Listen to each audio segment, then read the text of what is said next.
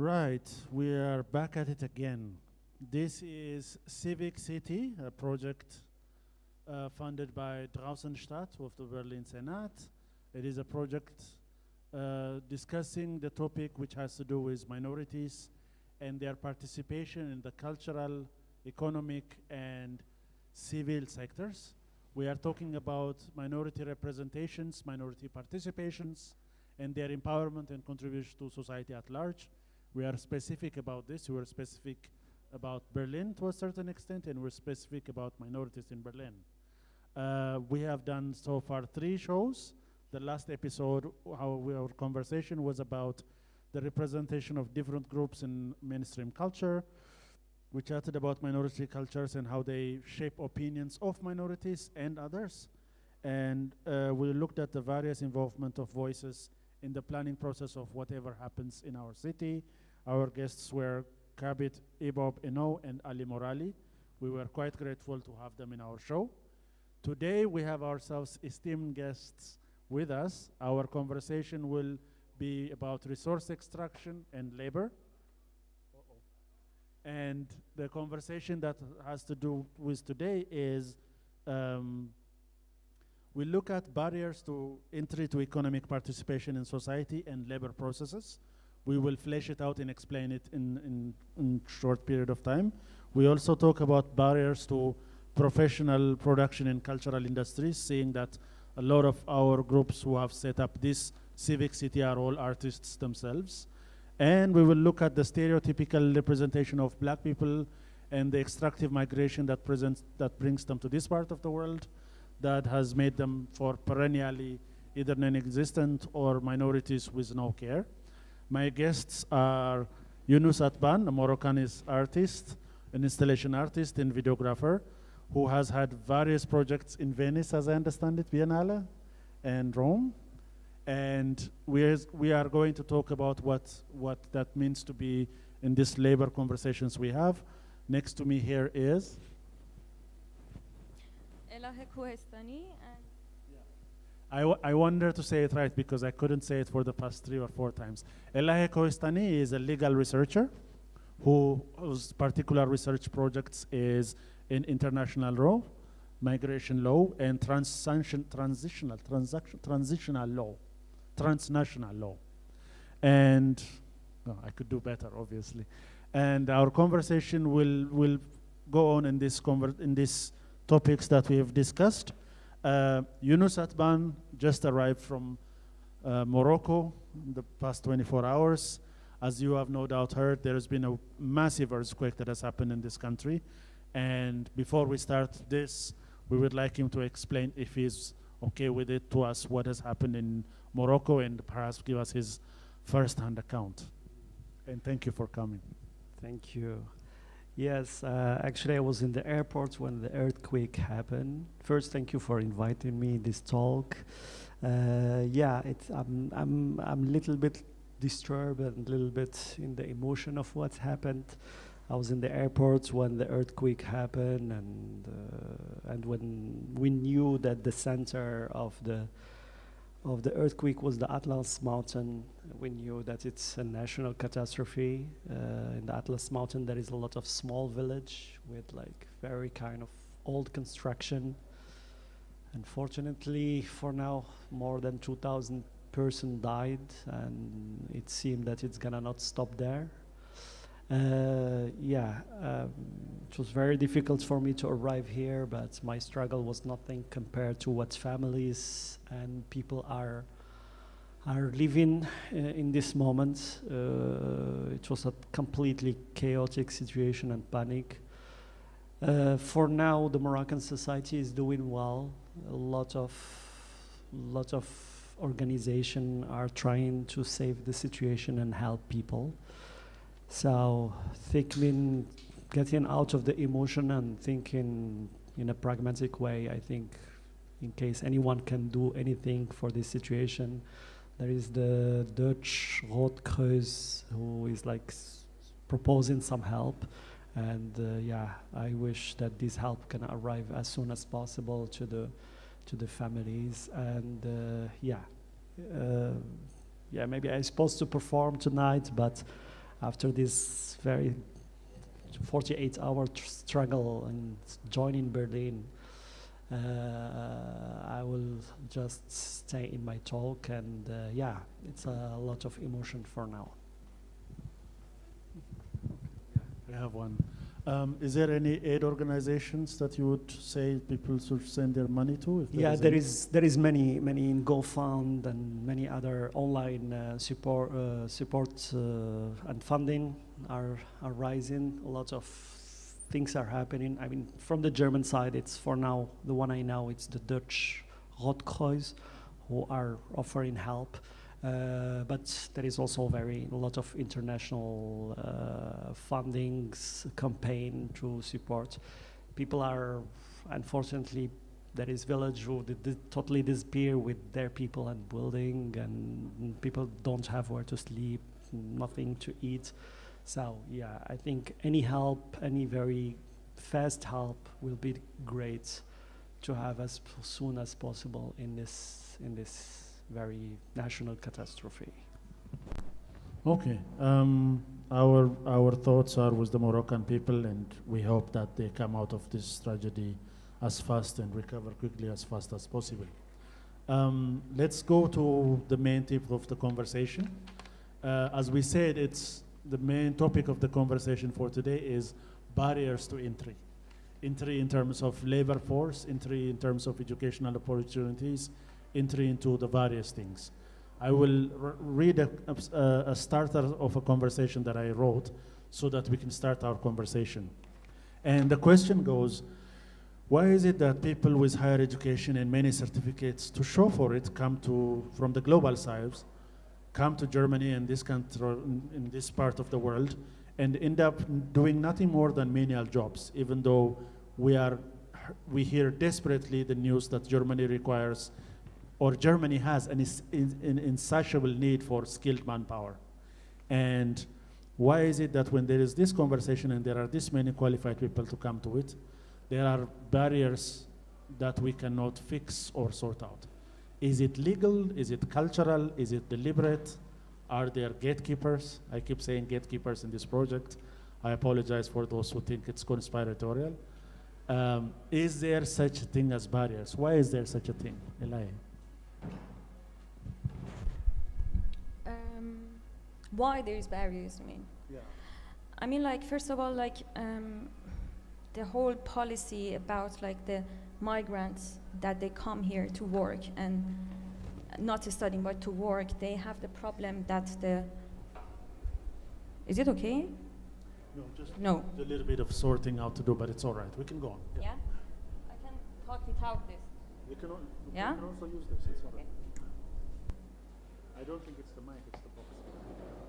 Yeah, anyway, so the problem is, like, they have studied, for example, in their host, or they, like, the first country that they were in, or they have been skilled there for whatever knowledge that they got, that wouldn't be recognized in Germany. Yeah. And by Germany, I would say that probably EU as this castle of EU or European Union countries, that the territory matters, which means that that knowledge that people they have gained in those countries, like third countries, let's say, Sure. it's not acknowledged and it's not recognized. And then, of course, they have to do a job to get the Aufenthaltstitel, Yeah. the visa basically to stay, and that's the dilemma, basically. Yeah. But is it, the way I would put it is, global education being what it is, we have had a lot of convergence in terms of skills. That very good example is IT professionals from the world over can come to Germany and already start work as an IT professional, because much of it is sorted out across how do you say, cross platforms. And therefore, we see more and more examples of, for example, people in terms of IT sectors where people join and work in these systems. But I hear examples of, like an example I was given was a Syrian doctor who does now custodial services. He is a medical doctor by virtue of a great many years of education. He has been responsible for a certain period of life.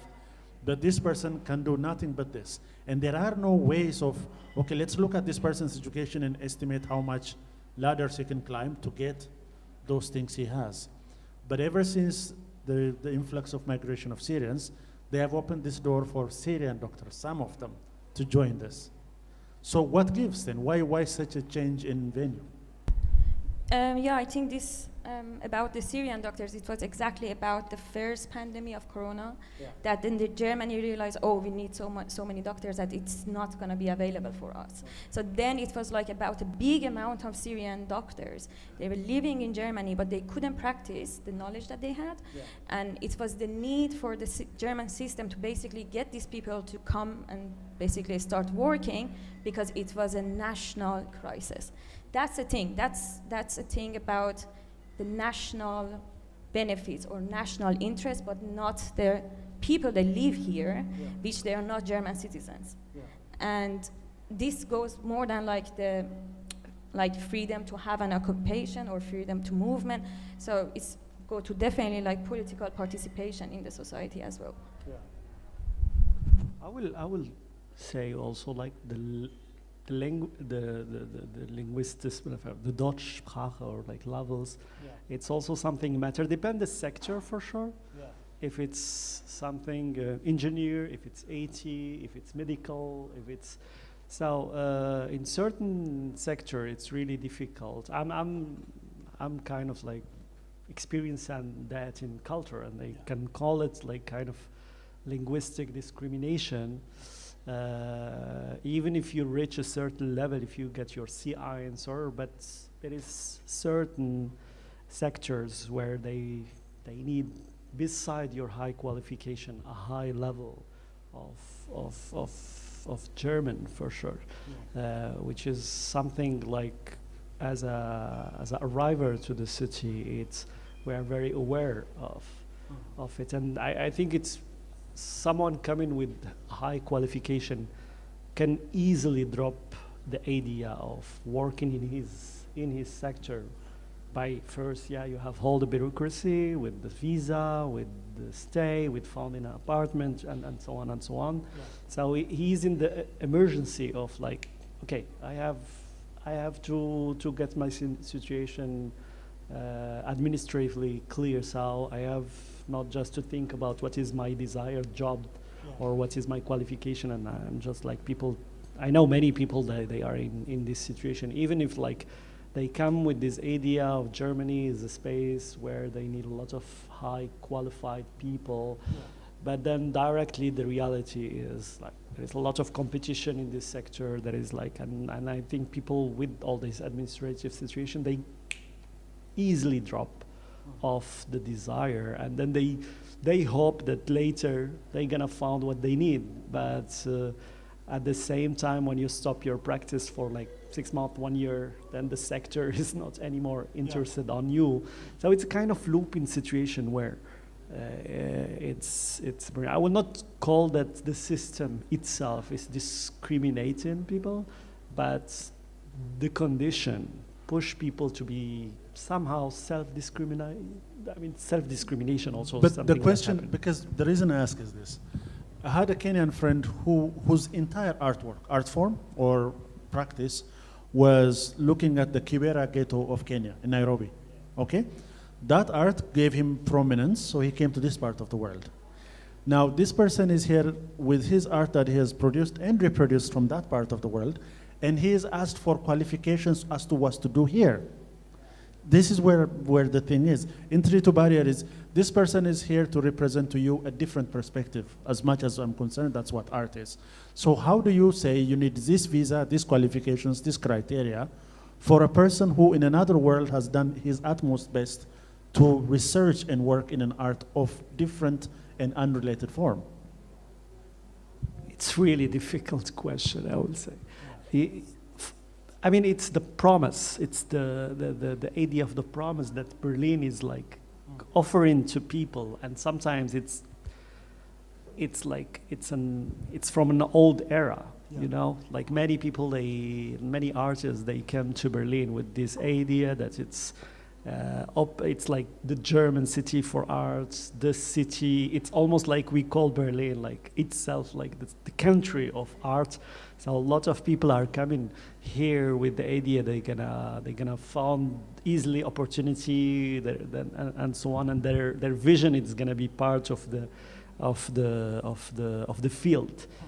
And it can happen, I would say, but it will be just for a short time. For this example that you give, this artist from Nairobi, he's coming. I mean, we are interested in this opinion, but it will be just for a short time. And then the reality of the situation is taken on the person, and the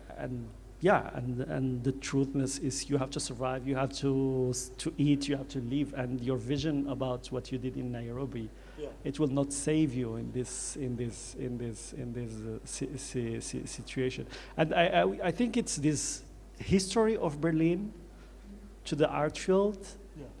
I think it's not anymore there, specifically after the coronavirus, where a lot of underground space they shut down. Also a lot of people left, and we are still like trying to and also the cultural policy of the city also, like we try to keep this image of Berlin as a cosmopolitan city in Germany, receiving all the opinions and so on and so on. And the reality is it's not anymore there. It's no longer there. It's no longer there. Maybe it's a dreamy situation for mainly American artists who, like, they finish the school in United States, they come to Germany, they think socialism is a bad thing, and then they realize, oh, it has something great. And they are in kind of this satisfaction because they still have $40,000 to pay from their own school in the US. But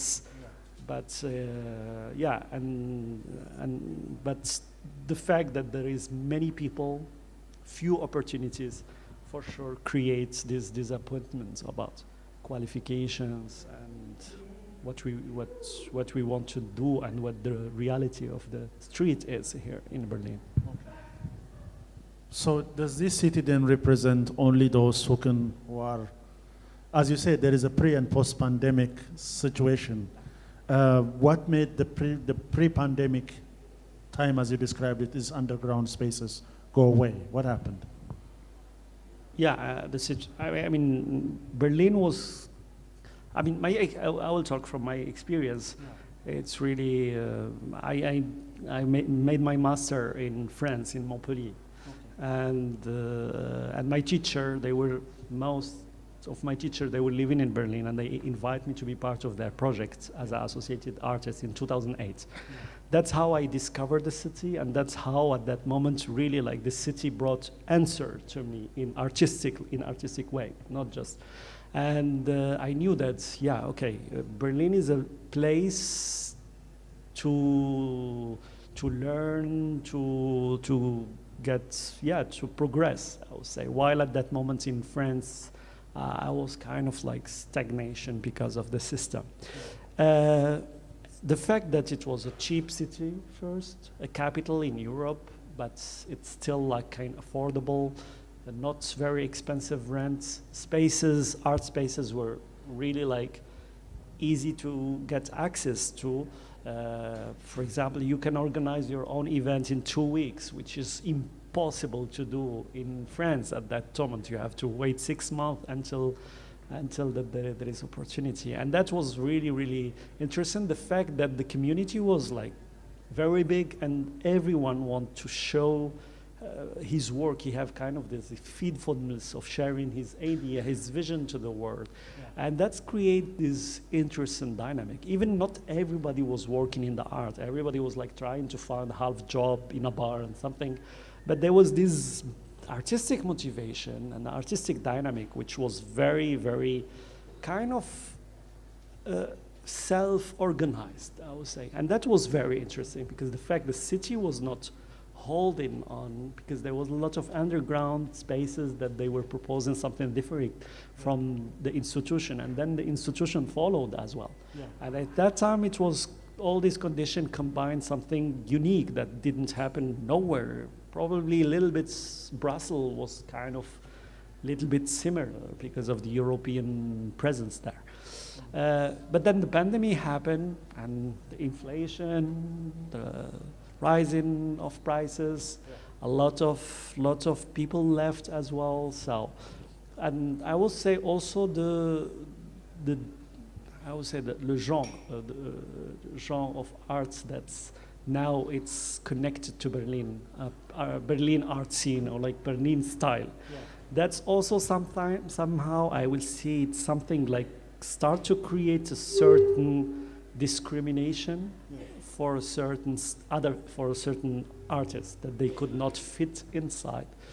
Yeah. And the city also, the city who like try to keep the artists in the city, like an artist from Berlin touring with his performance, for example. It's something not very common in the mind of the artists. The artists really like they are in this competition, so mainly they show their work in Berlin and Potsdam, and then they start a new work. Yeah. So it's also the funding system who is like pushing people to fund partner locally in Berlin and making, so when you get the funding, you just like, you don't think about the idea of touring, it's outside of Berlin. Even in Germany, it's not so common, I would say, in the mind. Yeah. It's not possible, it's possible, but just in the mind of artists, I'm talking about dance, for example, choreography, it's like that. It's like I'm showing my work to the other artists, to the community, and like staying in this loop, and then people are tired by the end of. Yeah, but if you say for a very like educated person as you are, it's very difficult. To the average, let's say, minority who's just been here, how hard is it now then to find a spot, a place, a funding, whatever is required? Yeah, I think the success has it gotten incredibly worse then? Yeah, the success of Berlin make it itself worse situation for artists. I remember getting like squats to rehearse for my project. I could get it for free, you know. Yeah. Now underground spaces, even like independent spaces, they ask you if you're gonna film or you're gonna rehearse. If it's filming, it's 50 euro per hour. Yeah. If it's for rehearsing, it's 12 euro per hour. So the whole economy, I think the success of Berlin itself, like has been commodified. Has been, create rules, create certain, condition on and also the fact that many spaces didn't get funding, so they had to thought of new strategies of surviving as well. Yeah. So that's the pandemic, the success of Berlin artistically, also the Berlin style as well, and also that the rise of other spaces that start to be much more interesting for artists. So create this somehow complex situation. Yeah, Elaheh, sorry that this went a bit low. How would you look at it as a person who just came to Berlin from another place to either join the workforce with the qualification you had before, or for a person who had trouble joining the qualification? How would you describe the situation? You mean like from your practice of international migrants and migration? Yeah, you mean as a personal experience? Yeah. Well, I think because I studied law in Iran, well, that's another story, definitely, because it's a lot based on Islamic law and Quran and also like French law. Yeah. So that's different, I think. Also, the medicine is the same, but for my case, actually, definitely that couldn't fit in the educational system in Europe, which was first Sweden and then Austria and then now here in Berlin. So then I had to definitely go for another master, which was international law and social work. So I had to change the subject to basically make myself to fit in another field somehow. And yeah, that was like that. I mean, if we are just talking about the personal experience. Yeah. But then was it, the way I would say this, from Islamic law to whatever Europe has to provide, and then you qualify to Yeah, well. Um, shall we cut the feed and then sort our audio issues out? It seems to me that we have a long-standing issue of. But are we being listened to? It's proper? There is no problem with the audio? But audio from Elaheh does not. Now. Finally. Yeah, Hallelujah. Okay. The question that I would have is, so you've gone through this like as a journeyman or a journeywoman. You've gone through Islamic law only to join Austria and then learn something else. That informs your understanding so far, right? Yeah. So when you are in Berlin, as Youness is and as I am, do you find others having incredible difficulty through the way you've gone through in trying to join a workforce, if there is any workforce? Yeah, definitely. I mean, like, again, back to what I said, I think it's like the knowledge that you have gained in your country, it doesn't count. This can be, did I understood that? Yeah. That's the point that we also have to, why does it not count would be the question. Yeah, shall I elaborate on that? Anyway, so yeah, I mean, like, that's the thing, like, when, as a migrant, you come to the country that it's based in EU, which can be anywhere, you kind of like realize that whatever you have done in your country, educational, skill-wise, life experiences, it doesn't count. And that's the big ignorance of the EU institution, let's say, that everything is based on a Western knowledge. How much knowledge we have from Global South, let's say. What's the attitude or like perspective about human rights, about art, about environmental issues? There are those knowledge there, but they will not be acknowledged as a knowledge. It's just something like, yeah, alternative. It's just, we work on that later. Then this causes definitely difficulties for people like migrants like us, I mean like me. But then I think also back to what you said about the bureaucracy and administrative stuff. I would just like want to add something about that. That's the system problem. Because bureaucracy is basically a big racist ignorance to me, honestly. And then, for example, let's just imagine we have a refugee here waiting for 2 years to get Aufenthaltstitel. And then, these 2 years, what this person is doing? He cannot go to Deutschkurs, he cannot work, he cannot integrate, so he gets sick and sick and sick. Which is very absurd to me because the system is basically making much more problems for itself than because this person needs more resources, for example.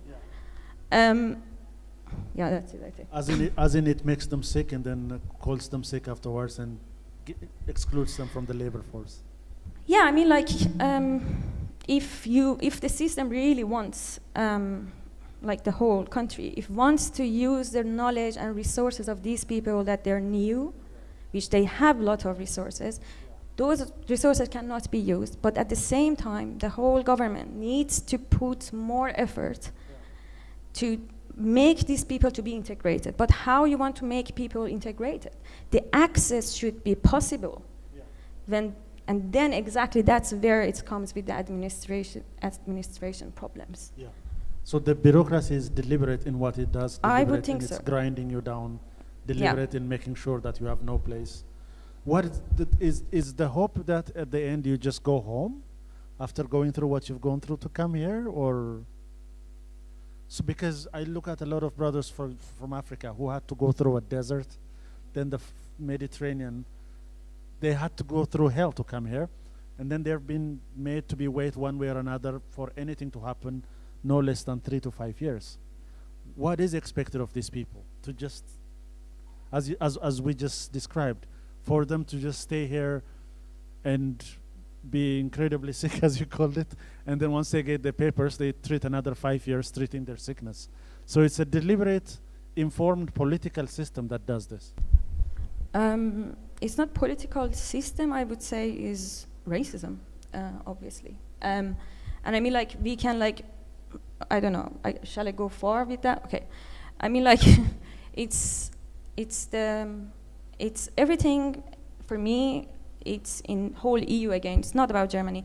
It's based on the nation state, and it's about And what is nation state? Nation state is basically the structure of a theories that those theories are exclusive. So I'm not saying the policies are exclusive, but I'm saying the theories behind these policies are exclusive, which means that these theories were made by elite, let's say, we know who are the elites, white, heteronormative men sitting and writing stuff, and then if you don't fit in that structure, you're out of it. I'm just gonna go with an example like Frantz Fanon always says, like the zone of being and the zone of non-being. In the zone of non-being, the category of humans is completely differently defined. So when we have categories about humans, like, you should take this time, sit at home 2 years, you don't know what's gonna happen to your life, and you get psychologically ill, which you have been into so much trauma, and you cannot practice any human rights right now, just deal with that. So this is the big ignorance that I would say it's not, I don't know if it's deliberate or not, but it shows it's kind of like can be changed, but let's see. I share this opinion. I don't know how I can really, I had two experiences in the EU. I had the French experience, which they had lots of colonial background. And I will see the discrimination was kind of more brutal and clear in the French system, but you can defend yourself on it.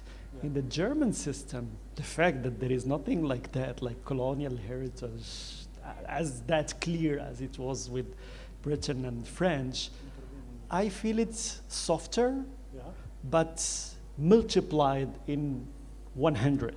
You experience it much more longer than, for example, in the French system, which is gonna be the moment when you're gonna face the state. Here, even if you get better situation, you get your permits, you get, it's based in are you able to give us something or not, or what is the benefit from you finally, and that's I would say it's typically here, and this is like what's also the psychology is not just about not having right, but it's even after saving the situation. It's still like the big bureaucracy itself, I think it's so robotic, it's so automatic, that it's like create this psychological effect, even if it's in your favor sometime, or even if it's, I would say it like it's softer but multiplied, while in the other, it's like the joke of the 2 bags of banana, one with one big banana and the other with many small bananas. You know, that's it. I feel it like here it's, I experience it even if you go to the supermarket, if you with many people, not just me, like in my exchange, and that's quite really like psychologically is very harder. The fact to see the communities completely dissociated from the German society, it's something also like quite shocking, I would say. So the system itself, I think is so, I don't know if really people thought of that to make the system like that, but it's so, sometimes I feel like it's not that people want to be discriminative or want to be racist, or it's just the system itself creates situation where these feelings are very strong and very present in, and I'm really like I'm very shocked about the communitariety.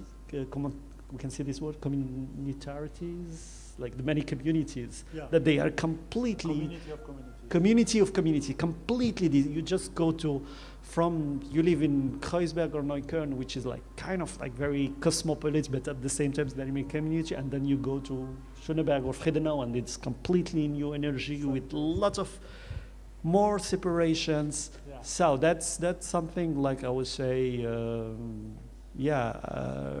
kind of create these feelings on minorities to be discriminated. Which brings me to a very nice question, right? There is a lot of you, like Elaheh, like a lot of us who have lived in this country for so long, people who have been living here since before I was born, since before you were born, people who, as you said, worked and contributed to this country, had its taxes, its passports, but never joined it in any form whatsoever. And any political participation to this system is such a black box that you are forever doomed or forever consigned to a group that looks like you or the group that identifies or relates to you. And therefore, whenever the conversation of integration comes, no one ever asks to what you integrate to. Is it to the society? Is it to the economical architecture? Is it to the way it's built in terms of what beliefs it has? So there is this black box that minorities find in trying to join it but failing to do so. Why is that? I think like when we are talking about integration, it's just a very big umbrella term, of course. Like, I mean, like, as we said, integration exactly in what? But then as a whole, like integration in economic field, in educational, in political, in cultural. And I think as a whole, when we are having like an average access of migrants to these basically capitals, can be economic capital or culture or whatever, then we can call it the integration has been happened. I think I'm just gonna go and like focus a bit like about political participation, which is my favorite topic. So as you said, like for example, the first wave of like migration has started in decades 20 and 30s in Germany when the skilled workers or seasonal workers, they started to come to Germany to work because it's still like Germany was suffering like now again from not having enough skilled workers. And then these people, they stayed here, which mainly they were from like Western Balkan and also like Turkey. And they stayed here for more than 30 years or 40 years. They had grandchildren here, but they cannot vote in this country. So they don't feel that they have a representative, not even in the kommunale Wahl, like not even in the district assemblies. What's that? Like how this can be? That, for example, again, another legal dilemma is that Germany doesn't accept the dual citizenship, which means if you're from Turkey, and if you want to get the German citizenship, you have to give up the Turkish nationality. Yes. And then if it's like... Any kind of nationality. In some cases, it's not like that, because in some cases, the country says, like in the Verfassung, in the constitution law, that you cannot give up your identity or nationality. In that case, Germany is like, oh, okay, we compromise, it's fine, you come in. But in so many, like for example, Turkish nationalities, it's not possible. And then these people, they wouldn't like to do that because they still want to have the right to vote in Turkey, or not even vote. They want, for example, to gain inheritance from the parents. Yeah. So they still have something. They have family roots there, and they don't want to lose that by giving up this piece of paper, basically. Yeah. So then they are still like 30 years in this dilemma that they cannot be represented and not being heard and completely marginalized. And they cannot even decide for like, it was very funny, like 26, like the last basically Bundestag election. It was very unique one because basically 4 elections was happening. In none of them could a migrant outside EU could vote. And basically just like EU citizens can vote for the local like district assemblies. They can vote for that, but not for anything else. So when you say EU citizen? Yeah. Yeah, I mean, it's obvious the answer because like it's EU, right? So we have like the castle of EU that we discrimination again by race, discrimination by territory, discrimination. So I'm coming from Iran, I cannot vote, for example, and I'm completely feeling I cannot integrate in a country that I cannot be heard politically, which is affecting my everyday life maybe. The situation of Wohnung, the situation of flats, the energy, gas, water, whatever is happening in my Bezirk, I have no say, and I have to deal with it. So this is, again, back to the same argument that the EU castle, how is discriminating the people outside it? Yeah. But they're just setting up the new law. Yes, that's going to come, I think, in March 2024. They approved about the, that's another thing. Like, they eased the situation of getting the German citizenship through naturalization. Like, for example, me staying in Germany after 8 years, which I can apply for German citizenship, right? So they reduced that 8 years to 5 years. But then another requirements that I have ticked the box. For example, I have to be completely economically independent, no criminal records, having B2 in German. So there are other requirements that are still there. Okay, cool, I'm gonna do that maybe. I'm gonna like tick those boxes. But this is the dilemma that we don't want to have citizenship to have the human right to vote. It cannot be that a human right can be attached to something, to a paper, and then based on that, I will be allowed, basically.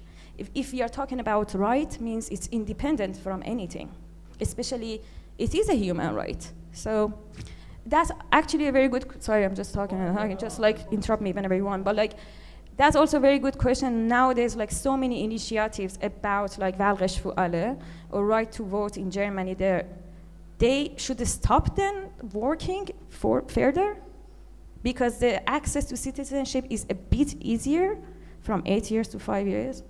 No, that's not the question, I think. The question is legal representation. Let me ask this question to Youness.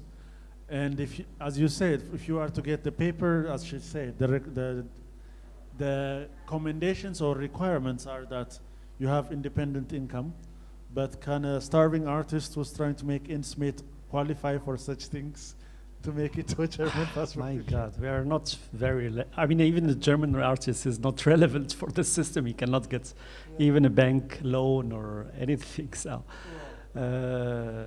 Yeah, for sure, it's associating human right to the idea of citizenship.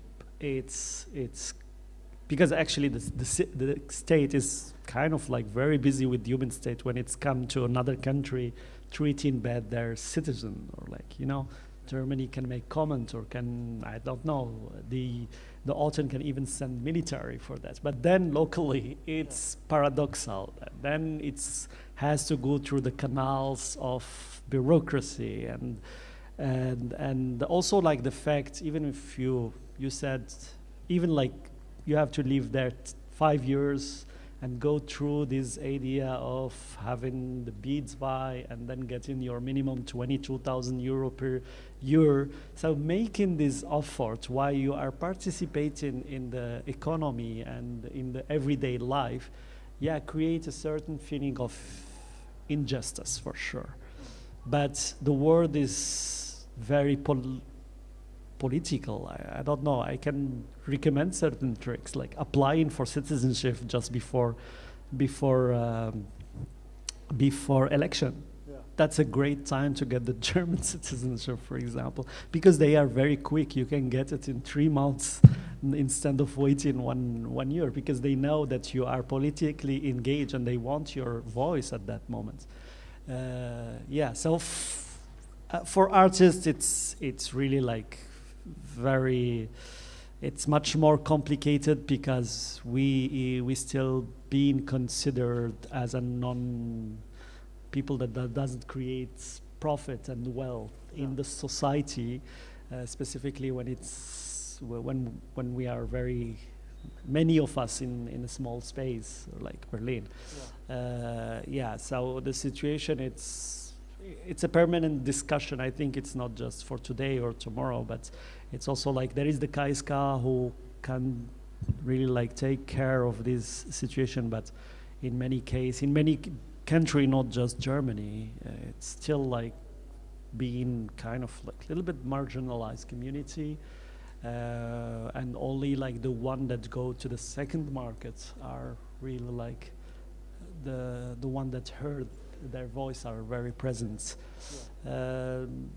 So I also like, I'm very careful with the idea of being an artist as a profession. It's for sure it's important, but for my experience in the French system, which is like much more better system for artists with intermittence, you have many intermittence. It's a system allowing for artists to get salary every month when they cannot work. Like a basic income scheme, or not basic income, but you pay it when you work. But actually, when you cannot work for 6 months, you have a salary depend how much you earn. You have to make 500 euro per year, and then you can get it. But also, this creates a lot of corruption. I would say. I know there are many artists in depression. They don't work. Yeah. They are just buying hours from other friends so they can keep this system. So I'm kind of like critique about the vision to the artist, but at the same time, I'm busy with the situation of artists, which is very, very difficult as well. Yeah. I think it will be a permanent discussion. I'm also like still working in Morocco, yeah. And there it's much more difficult, so yeah. I will say. But yeah, I think it's our idealization, ideal that creates new discussion to create new laws, new opportunities, and so on. So yeah, from my experiences, these 3 countries, it's really different, but I feel like it's in the same level. Yeah. It's still in the same level. What is the situation of artists? How artists can survive? And art itself, I would say there is a lot of.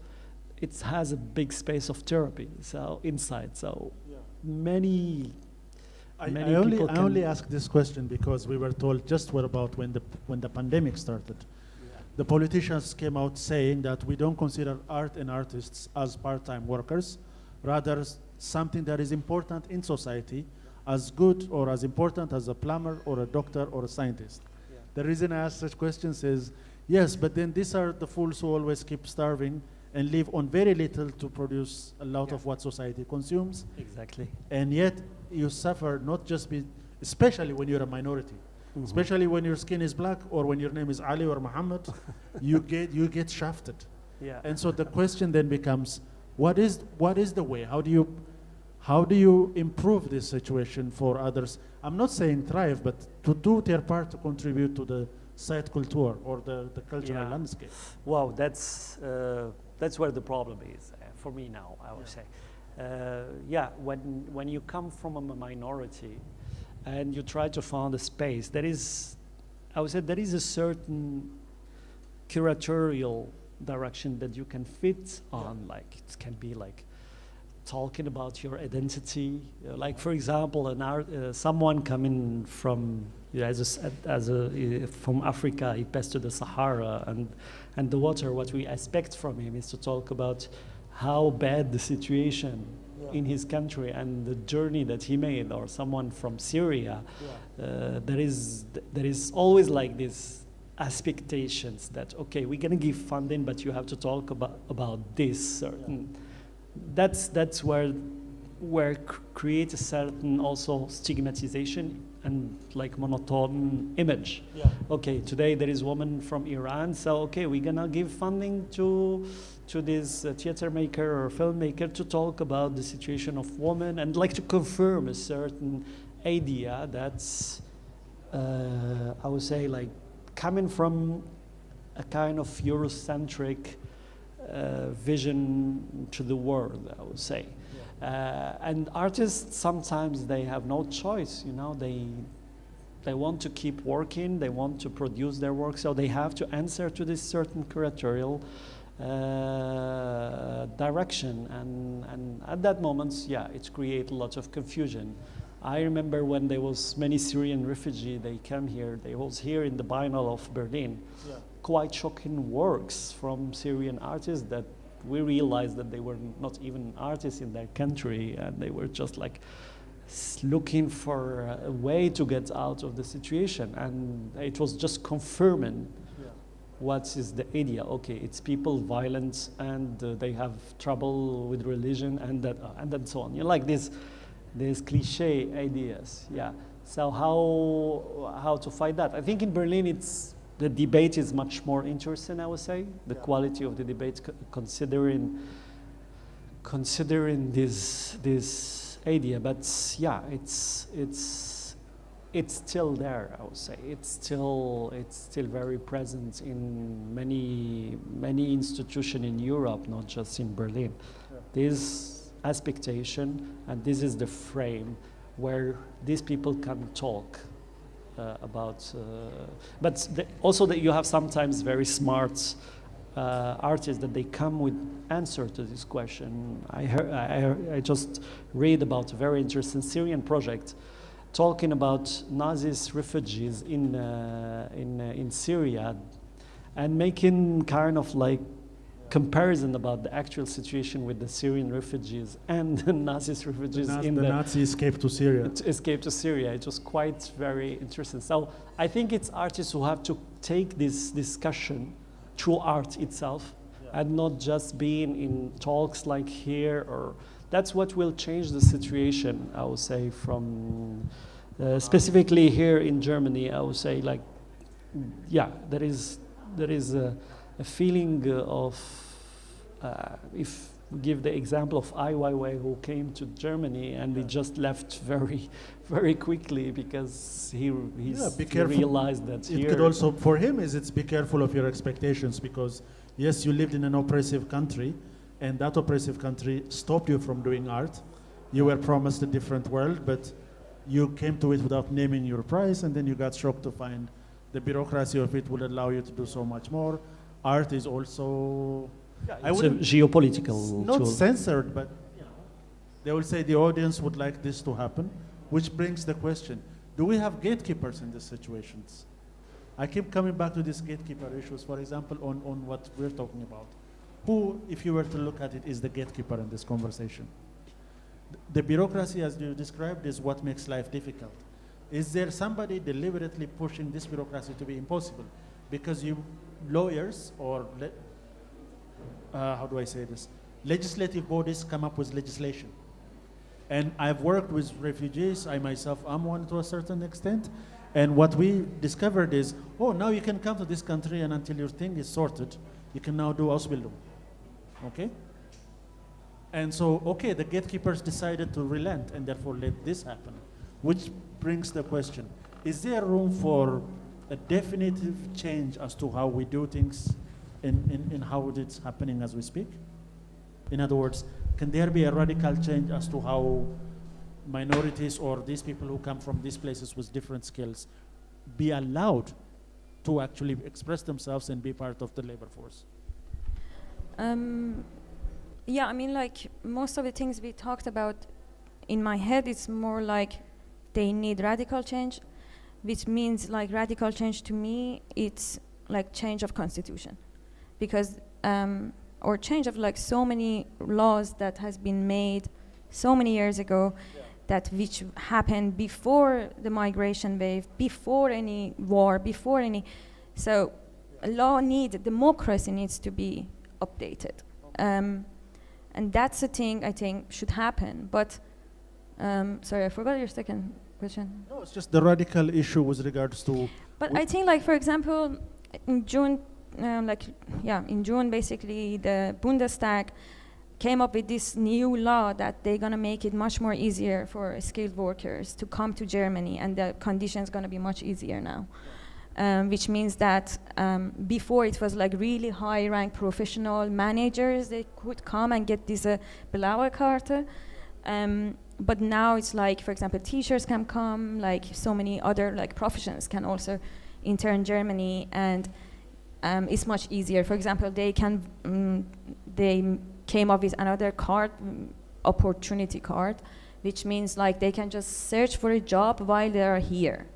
So, yeah, this definitely makes it so much easier. But in my head, again, I think the whole narrative needs to be changed. Can I ask this question? Yeah. These teachers and professionals you talked about, do they happen to be from the EU and OECD countries that they've opened the door to? No, this strategy which gonna come, like this law gonna come into force, I think, from March 2024, and it's gonna be for also like the skilled workers outside EU. Yeah. Oh, so that's for example like something promising to me at least. Yeah. Let me make this final question and we can have this conversation. Is there, because you are here, is there an exoticism of you, the Moroccan artist, for being Moroccan, such that you, if you were to say, I'm not just Moroccan, I'm an artist who is a world citizen, and my art should represent so. Is there a force that stops you from doing so? As you described, you're from Syria, so forever talk about the Syrian trouble, instead of saying, no, I've left that part of the world, I would like to explore a new form of art. And is there a force that stops you from doing such a thing? Yeah, it's. I will take to answer the question. I will get back to my experience where when I was living in Morocco and touring with my performance work internationally. Yeah, I always somehow was kind of sometimes shocked about reading the programs, about how the work was kind of adapted to the local context. And in many cases it was like this idea of this identity, talk about this subject, even if my work was absolutely not talking about this. Yeah. So I start to question why.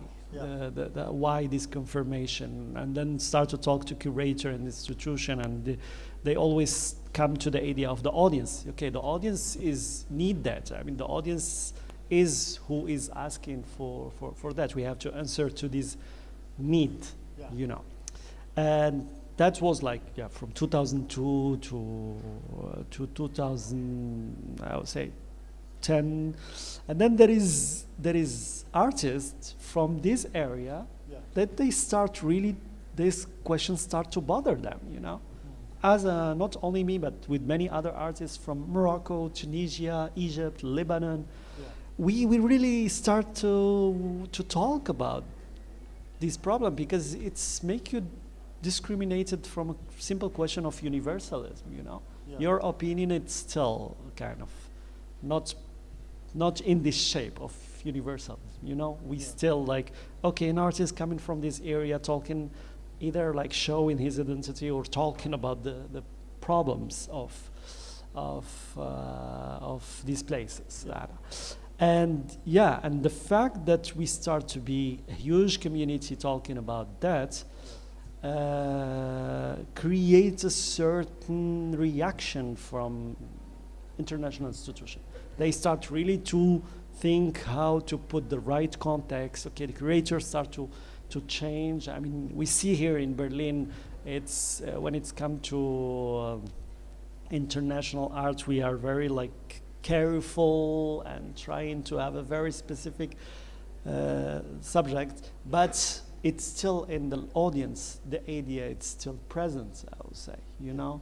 It's still, I work a lot in France, and I am still facing it. That's in the question of audience, about their idea and their image, constructed image. So it's the fact that we start to bring this, and then the solution that I had is, okay, let's bring that in my work. Okay. I don't want anymore that it's just a feeling. I don't know. We can show one of the photo here at so, and they start to really like take this as a crisis, and it's not just, it's kind of global, and let's work on it artistically. And I'm not the only one doing that. There is many. So I start to question the Eurocentricity, the geopolitic connected to the art, and also the idea of how we are practicing, like in Morocco, there is a self-exotism also.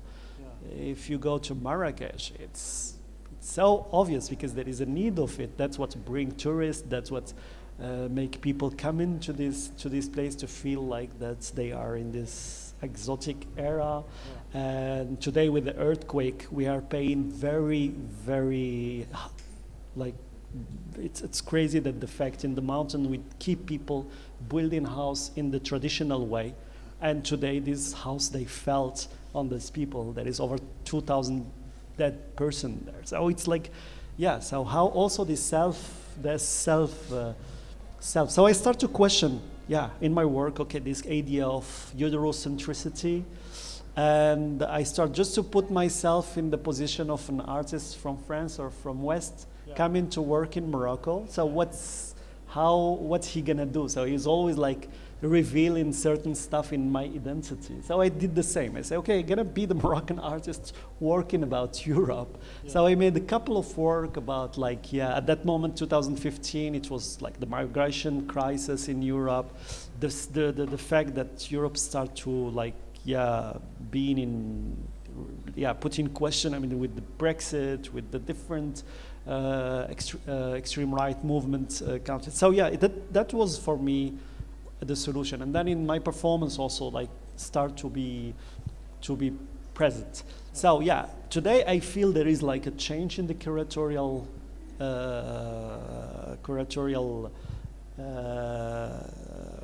field, like the one who are selecting work. They are kind of aware of that. Yeah. But the funny part is like when you have curator coming from the south, yeah, and themselves finally practicing that. So it's, you see that the system is kind of like renewing himself, founding. If you go to in the university field, the academic field, today in Morocco I meet a lot of anthropologue, researcher, that they are, yeah, they are from the, yeah, they are Moroccan, and then they are also like answering what the universities in United States mainly are aspecting. Like they are coming to talk about the black movements in Morocco, which is like for trying to find solution of American problem in the African context. And I found that really like smart and strange at the same time. It's a way to answer this need, but at the same time it's just like prolonging the idea of Eurocentricity, you know. Yeah, it's a quite complex field, and today I took the choice to really like play with it in my work. I mean, not just like being the guy feeling that in the side, bring it in the stage. And that's what create like, okay, curator, they start, oh, okay, that's interesting. Let's talk about it. Let's exchange. Why there is this, all these artists are having this common feel, and why they, and it start to create like, yeah, different, you have many spaces here in Berlin are really like working in that, but it's much more complex when you found the curator is, I don't know, from South America or from Africa, or like, it's much more difficult now to little bit escape the discussion. So. Elaheh, you have something to add here perhaps? The idea that the African issue being transported to Morocco, because it's international or transnational, as they say. Yeah, I think like, yeah, we all know kind of like about that in different fields, and like when also thinking about like environmental issues, why now, for example, Global South is paying more prices of like environmental, and why that's happening, because the companies, it's the cheap labor there, it's easier to have the branches there. Yeah. So, and like basically neo-exploitating, like again, in a very new implicit way. So yeah, but isn't that ironic as well when we speak of this international rights, or Germany as an example, when we talked about where it's now guaranteed that climate change is going to dispossess a lot of the global south, and the global south having no place to live is going to continue migrating to this part of the world. So the issue of who you are and what you are notwithstanding, the skills you have, the papers you need will be a bigger question and not a smaller one. As in, the legislation cannot keep up with the change that's happening, that is. So what gives then, if the world is going to continue degrading the way it is, agriculture being impossible means that a lot of Africans are going to go through the Sahara Desert, then this damned Mediterranean Ocean only to sink, and those who survive will have to live with the stigma of being unwanted in this part of the world, when clearly that has happened. What can we change about this? What is it that could be done? Not just them who make the laws, but amongst us who feel powerless and who feel dispossessed in a way when it comes to our rights. Because the demonstrations and everything else costs so much time. What effective strategies are there? I mean, like, this is honestly, like, nowadays being also active in the Jina revolution happening in Iran, honestly, like, this is the dilemma that I am personally, honestly, like, experiencing, and I don't have a really clear answer for that. But yeah, I sometimes I think with myself, does just making demonstrations, going on the street, yes, I think when the population of the whole world was less, and then 2,000 people, they were on the street, that was something. That was something like being seen. But nowadays, I think like we need different form of political practice. Like, for example, like demos, to me, it needs so much resources that you probably, as diasporic activists, you don't have much. And then you just organize that, and then you tire yourself, and then it's kind of like doing the routine, but then nothing is happening. To be honest, I'm really struggling to answer this question. We need something radical. We need, I don't know. How does the radical manifest itself? Because demos we've done plenty of for the past decade, and not much seems to have changed. How do you make it? The way I would describe it is, how do you make it? How do you let it be known to the majority that it's in their best interest to sort this out way before this trickle becomes a flood and becomes unsustainable? Because just having fences and fortresses is not going to solve it. It's not enough that these people are stigmatized here, but they are going to be the backbone of this workforce for many years to come. And at the same time, trying to get that message across has been the most difficult, if not impossible, message to have, because now the migration issue since 2015 to today, we are told, is why the right wing has had quite a fit and rising. So, yeah. I mean, it's a loop, actually. The fact that, okay, the West is exploiting the South, still resourcing, and then people don't have enough stuff, and then they are coming to the West to survive, and then we don't want them. I think the work have to done in both sides, here intellectually and in the global South, with effective economic solutions, I would say. The fact to still support non-democratic country in Africa, and military power, and it's kind of like very paradoxal and corrupted relationship between the global South and the West, and sometimes even the countries in the global South also, they are still like, I know it's in Morocco, like, for example, our elites, they grow up totally in distance with reality. They study in the French school, the American school, or the Belgium school. They go from the school to the house with the driver. They never interfere with people.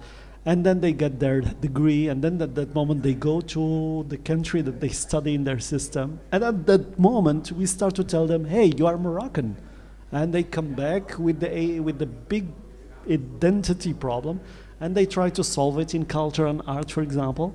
But then it's just creates a more confusion. We create more dependence to the colonizer, which is in our case the French and the Spanish, because our elites intellectually they think in this way, and they still like don't know what is the reality really, because they just get discriminated in the moment when they went to study in Spain or in French, and they come back with the idea of solving this problem by investing in culture. At the end, they just import what they saw. It's the problem of the model. In the moment when the model is still like imported, he don't consider the local realities. And I think in political way, Europe, they still want that. That's how people get still opportunity to explore, to exploit the African countries, for example. So I think, yeah, it's a double work to do. It's a work in these places and in these countries to change this. And I don't think so that's go just to be popular revolution, because there was many happening. The Arab Spring recently, it just made this country, like, after 10 years, worse and worse. So I think today that we have enough tool to create dynamic where really, I don't know, I am hopeless person, so I saw that I'm still working in Morocco for that. That's why I am motivated to keep my work there, and not like I'm fully living here in Berlin, because I have this fresh feeling of something is going on there, and for sure with a lot of difficulties and a lot of struggle between generations. But yeah, I believe that today some things start to come from this struggle, and we experience it with, like, our political relation today with France are really, really bad, because we are investing a lot in Africa, and French governments, they don't like that so much. So yeah, I think it's true dynamic, true, like, collective dynamic, that it can create this equal feeling of being together in this world and living together and creating, like, more win-win relation than how it is today. Because the problem is that, yeah, people today are dying because they just want to keep this exotic vision of what is, for example, Morocco, because there is this need of, yeah, so, and then, yeah, that's kind of effective. It's not just conceptual, it's true example in front of us today. Yeah, so I do believe that there is double effort to make. Local effort in the global south and intellectual effort here to get out of the comfort. You just wanted to add something very short. I think, like, also, I don't really find, I mean, I'm talking about global south, global north and stuff like that, but, like, I think it's not anymore, I don't think so, it's gonna be a very practical approach. Because, like, as much as we are talking about global south and global north is just like we are most of the time in this kind of, like, reactionary kind of behavior to each other. We, like, us and other, and then others, and outsiders, insiders. So it's kind of like a reproduction. I'm not saying the reality is not like that. I'm just saying, like, how we want to change if we want to stick to this narrative. For example, like, they're, like, kind of like modern ideas, like why the global south and all the revolutionary movements and resistance, they need to be linked together. And this doesn't mean that they're fighting global north, but it's because, like, they are fighting for same reason, something like that. So that's, I think, like, that's something should happen somehow. How these movements can be connected, how they can organize, and also from the start of, like, the General Revolution, for example, I can say that we also got resources from different institutions in Germany. We got funded, we got spende, we got an office to sit there and work because we didn't have anything. So I think sharing the resources is something that it's also something.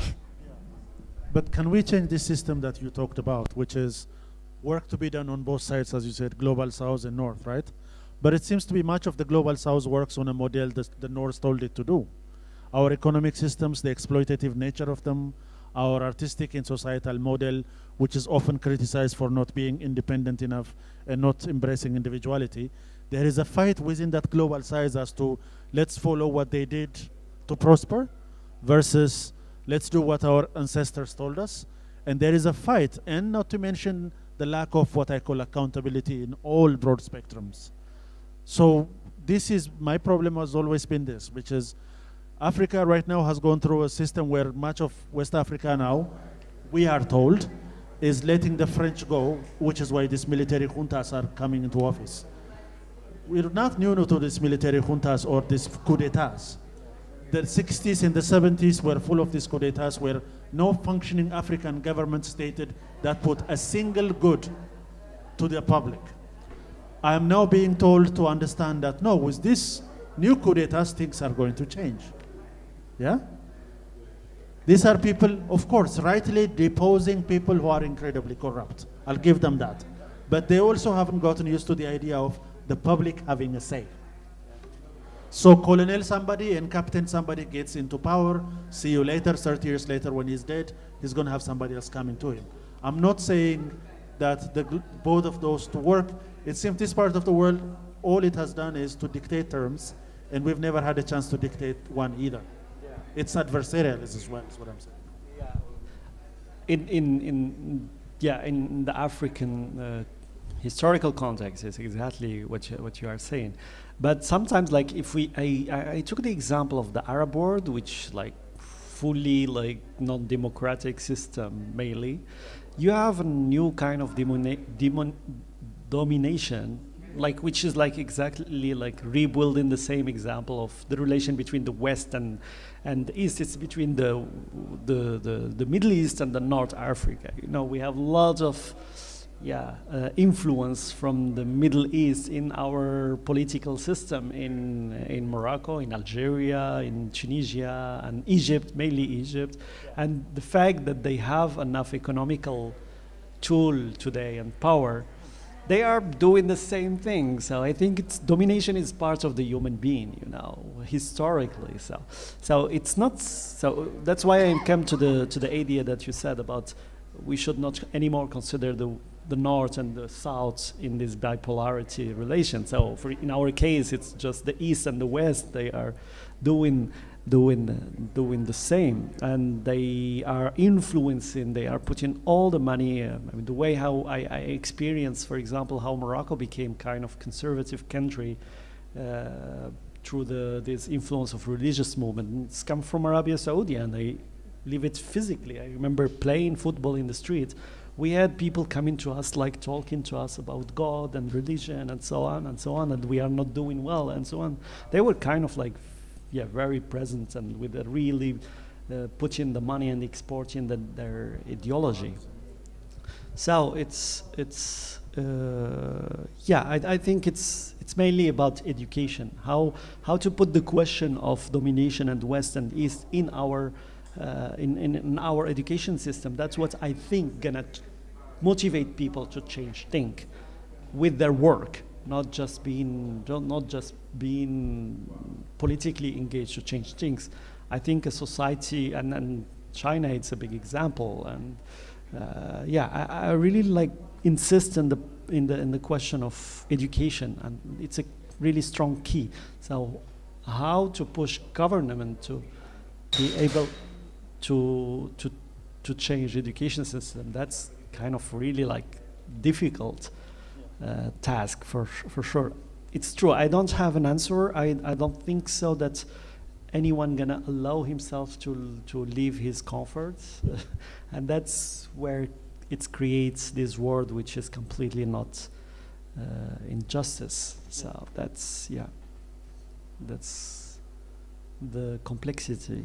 I know there is this discussion about the franc CFA, the African money, which is like printed in France. So for France, if these things doesn't exist, they gonna have a lot of trouble with the German to control Europe. Yeah. They know that if this is what allowed them to keep with the German, the same kind of like position in terms of European domination. So it's and they are doing everything to keep this monetary domination. Yeah. So the extraction will inevitably continue so long as accountability is stated at some point. I mean, I am hopeful that these juntas understand what's going on to a sense that they realize that they are a defense force of a country and not its soul, and therefore they give back power in a accountable, electable matter, but I wouldn't hold my breath. And as for the Middle East and its revolutions, the Arab Spring was an incredible aspiration of people that was curtailed. 10 years later, not a single one has survived to tell a story. So, yeah, that's a very depressing point to end this conversation, but. Maybe I will show one more connected to that a little bit. It's, maybe we show the video Untitled 14 Kilometer. It's just a short. It just, yeah, it's a 1 minute video. Yeah. Before we show it, Elaheh has something. So, you have something to give a context, Untitled 14 Kilometer, it's a performance which happened in imaginary museum called the Imaginary Museum of North Africa and Middle East for Contemporary Art. And we are exposing in this museum a poet from the 12th century from Andalusia during the Arab occupation of Spain. And yeah, we are combining the image of refugees with the warrior of the 12th century. Okay, so maybe we show just this.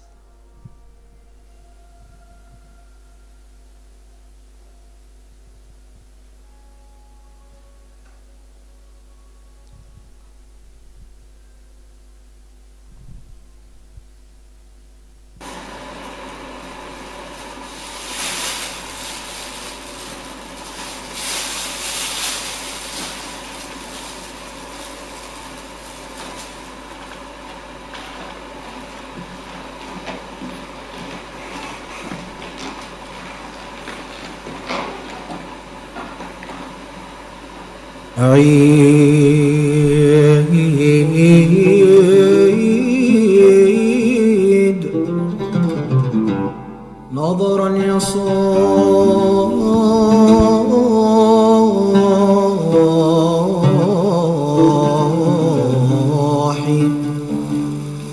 عيد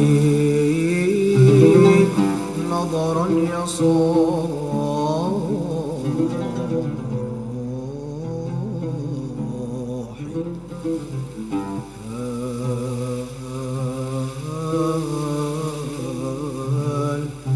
طلع الفجر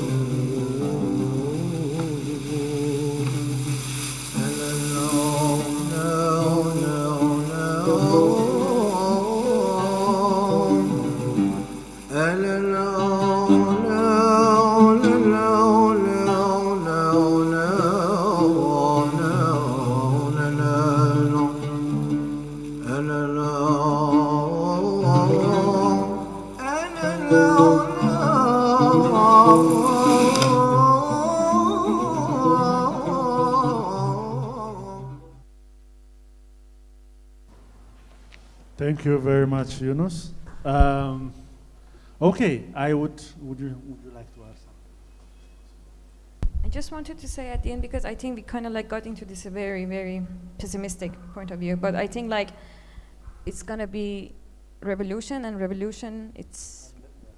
and that's something I really hope that's gonna happen, which is gonna happen. The radical change of the whole system, the radical change of so many concepts, police, borders, institutions, no. It's a lot of job, but that's what revolution does, and I believe in that. So I just wanted to finish like this somehow. Excellent. Revolution and revolution until shit gets sorted. I would like to thank my guests, Youness Atbane and Elaheh Kouhestani. We have a wonderful guest for you. I am told this gentleman, Shadi Ali, had a rock band named Ginny, and he is now an individual artist touring Europe. He has something wonderful to show to us, and without further ado, I would like to end this conversation here and allow Shadi to show us his magnificence. Yeah, Shadi, please show up.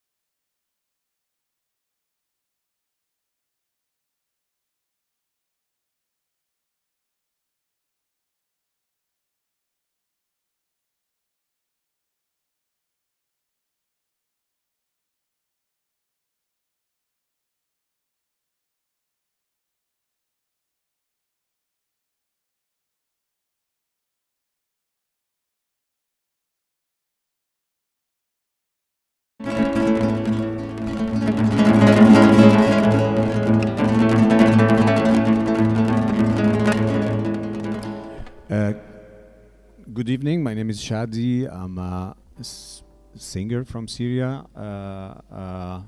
touring now. Thank you, Civic City, for introducing me to this cozy place. Thank you for today. So I'm gonna sing some, I can say, Arabic bel canto songs, if I may borrow the expression, the term from the opera, so you can enjoy the music and you know that it's about love. You can just add your words on it and it will work as if it's in an opera. All right.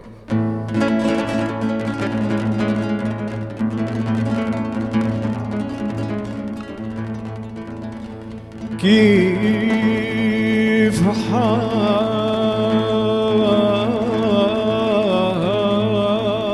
حالون كيف حبايبنا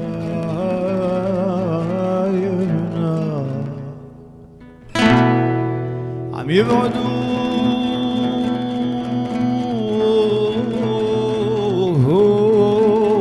البعد متعبنا كيف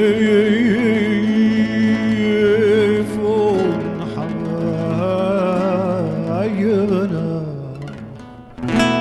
عم يبعدوا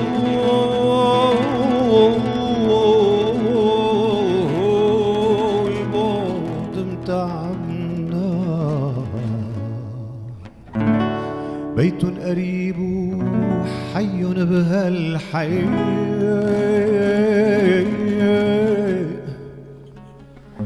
ولنا سن منمشي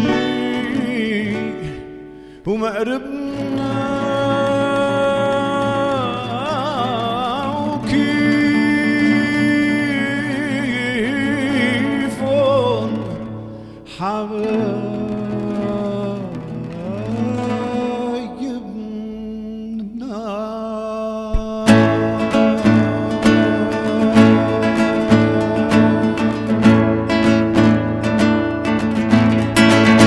انتو يا قلب الليل غفلانين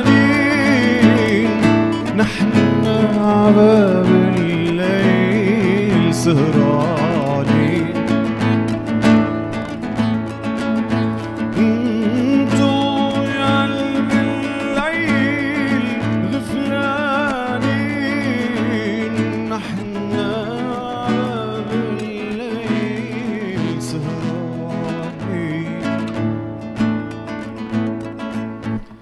والريح عم بتسوق ملت الشرين والهوا شرد مراكبنا كيفن حبايبنا كيفن حبايبنا كيفن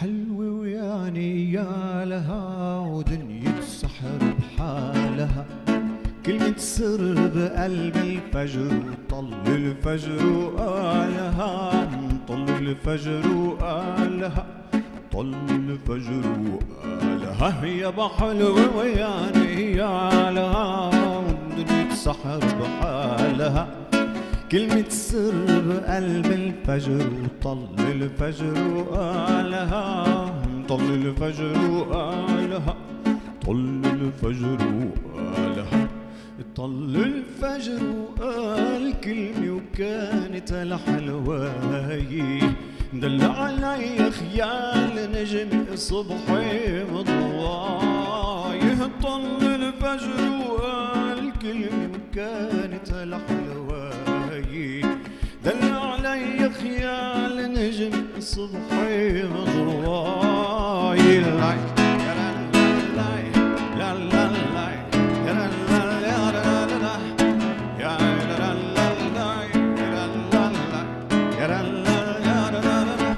وعرواسي الجبال يا الغايمة عم تشهد الحكاية لمحت خلف الشال بسمة وجمدت فوق الجبال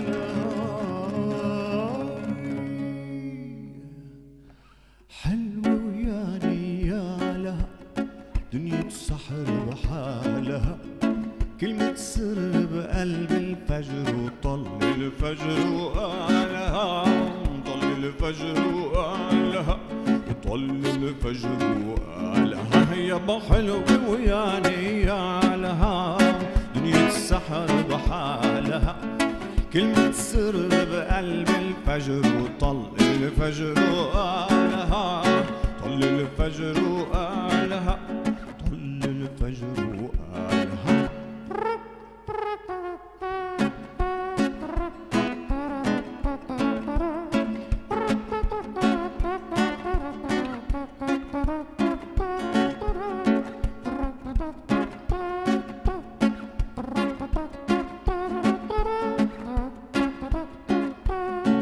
يا بطل الفجر وقالها. Thank you. Thank you. Thank you. Thank you.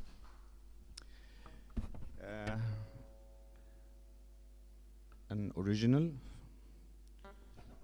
also like similar to traditional songs there, but it's a new one. Love, love. You just add your syllables.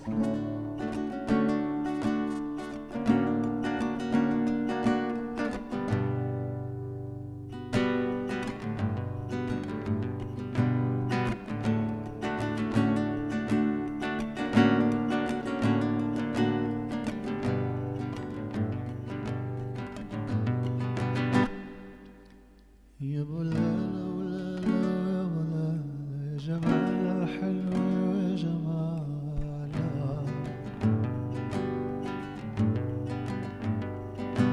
يا بلالا ولالا يا بلالا يا جمال الحلو يا دلالا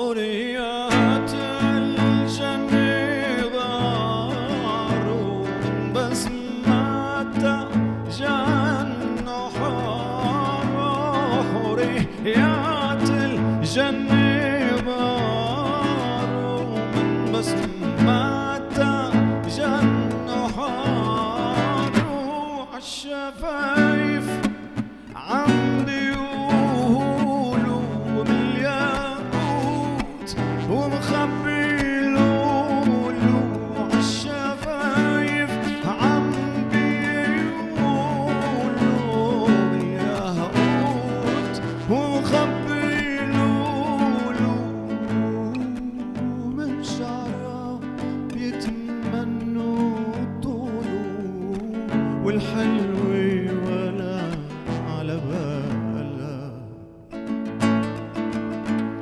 ويا بلالا ولالا ويا بلالا يا جمال الحلوة يا جمالها ويا بلالا ولالا ويا بلالا يا جمال الحلوة ويا دلالا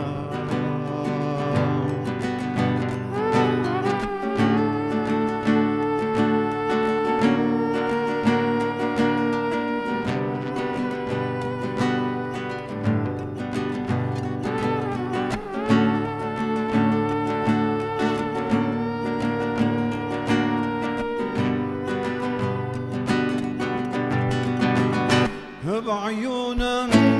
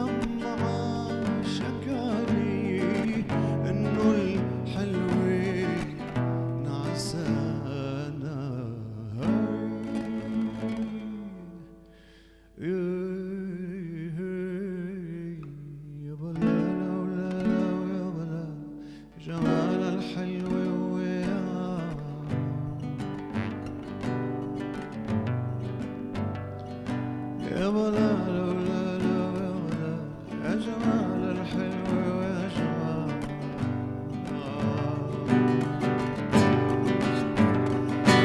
يا بلا لولا لولا يا جمال الحلو ويا جمال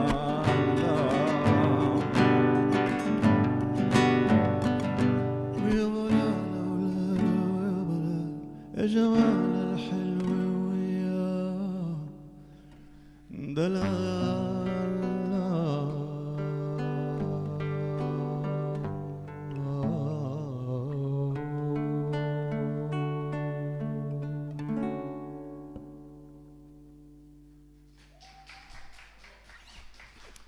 Thank you. Okay, I think last one will do the Egyptian one that you were singing with me, and you will sing. Just please sing with me. Yeah. Yeah. This is Dalida.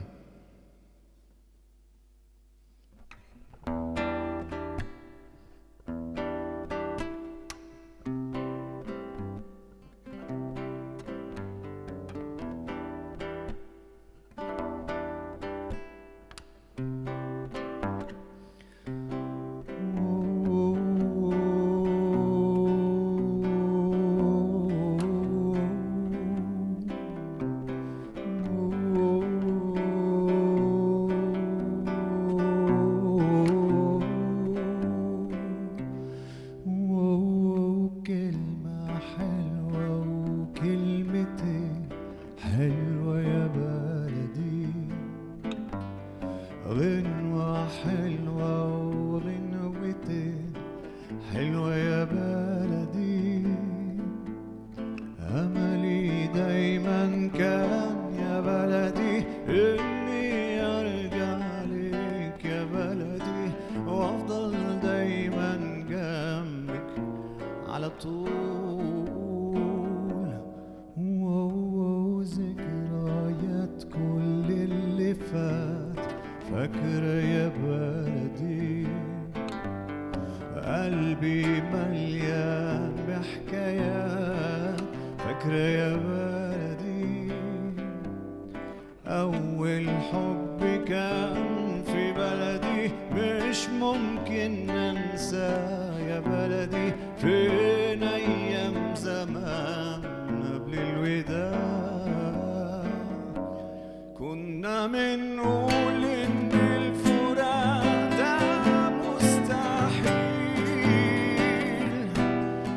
كل دمعة على الخدين كانت بتسيل مليانة بأمل إن احنا نبقى موجودين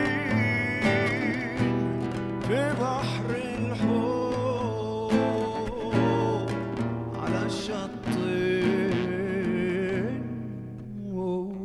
كلمة حلوة وكلمتين حلوة يا بلدي غنوة حلوة وغنوتين قمر يا بلدي فين حبيب القلب يا بلدي كان بعيد عني يا بلدي كل ما بغني وفكر فيه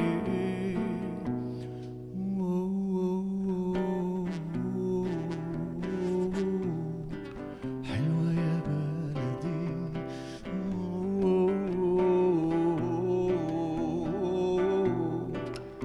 قمر يا بلدي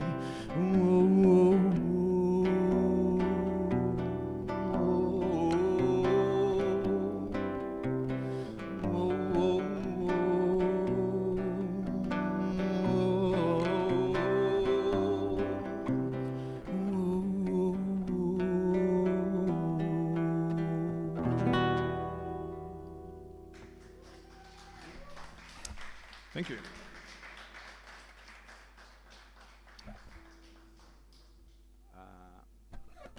I don't know why I want to sing this French one. It's from a musical, a rock opera called Notre-Dame de Paris.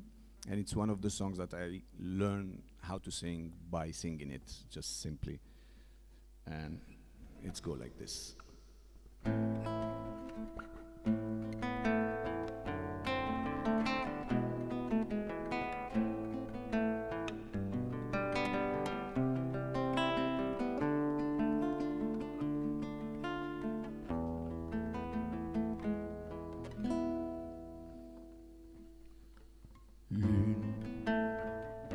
Qui là-haut s'allume sur les toits de Paris, voir comme un homme peut souffrir d'amour belle, astre solitaire qui meurt quand vient le jour ardent.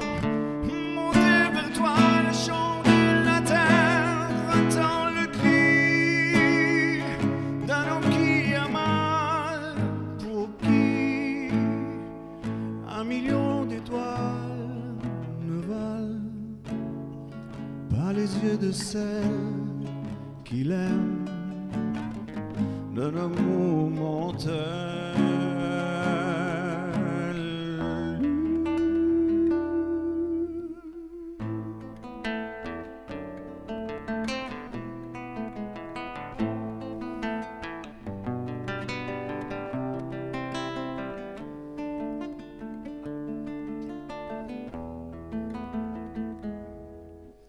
Moon, please don't disappear before you have time to hear.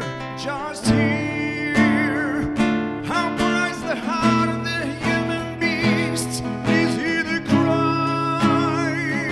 Quasimodo cries, he cries, for his heart is full, his voice over mountains flies so high that I know it flies to you.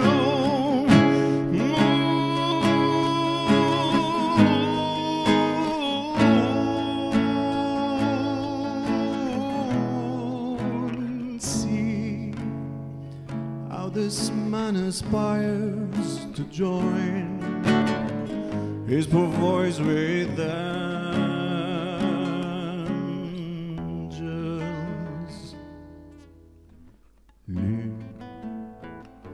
Qui là-haut s'allume pour éclairer ma plume, voir comme un homme peut souffrir d'amour.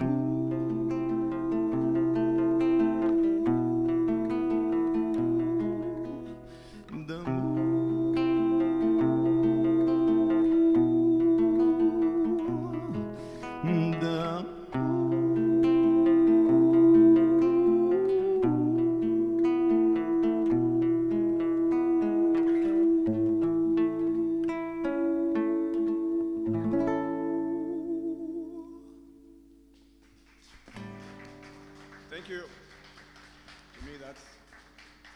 Thank you again, Civic City, for inviting me here. Sorry I couldn't do more, but I felt this is the one I want to finish with. Thank you so much for listening and for having me here. Thanks a lot. Thank you.